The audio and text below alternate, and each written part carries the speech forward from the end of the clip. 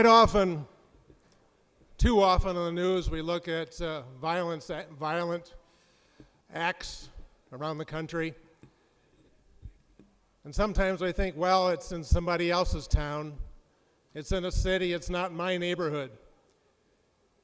And we sometimes think that, but 4 weeks ago today, in my community of just 17,000 people, as the resolution said, an individual entered the public library armed with 2 large knives, went to a room being used by a chess club of 16 young people, and announced he was there to kill everybody.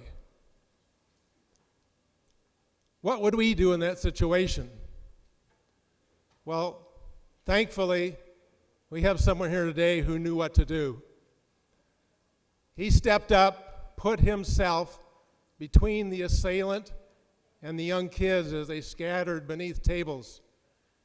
And he quietly tried to address the assailant and then gave a nod as the children and a few mothers scurried out of the room.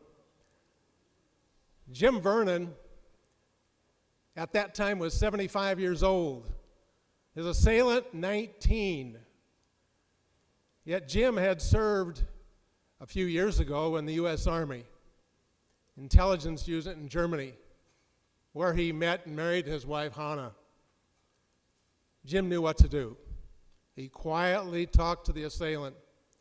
And then something Jim told me, he had paid attention to his training and noticed that the assailant was using his right hand to do a few things. So he knew the attack would come with that knife held in his right hand.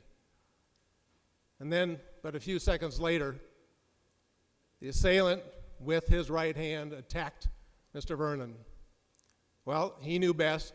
He put up his left arm, his left hand, sustained serious injuries. But then the wrestling began, and he ended up pinning the assailant to a table in the library. Can you imagine 90 seconds of this terror? Eventually, others came to his aid. Jim Vernon stood up, as we hope we all would do at such a time. It's been my pleasure to know Jim and Hannah for over 40 years and to call them my friends.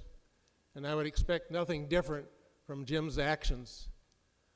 So though I've known him these many years, I want to introduce Jim, his wife, and his sister to you today.